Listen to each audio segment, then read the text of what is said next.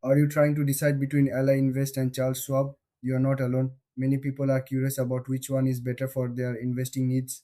In this video, we'll compare these two popular investment platforms. Both offer ways to trade stocks and manage your investments, but they have some key differences. Let's start with Ally Invest. This platform is known for its low cost trading.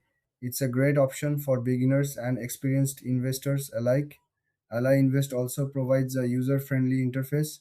You can easily navigate through your account and find the tools you need. Plus, they offer helpful educational resources to improve your investing skills. Now, let's talk about Charles Schwab. This platform has a long history in the investment world. It offers a wide range of services, including retirement accounts and financial advice.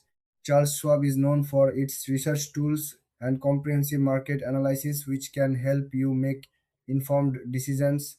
Their customer service is also highly rated, giving you peace of mind when you need help. So, what are the main differences? Ally Invest focuses on low cost trading and simplicity. It's perfect if you want to trade without high fees. On the other hand, Charles Schwab offers a broader range of services and more in depth research tools. This makes it a better choice for those who want more support in their investing journey.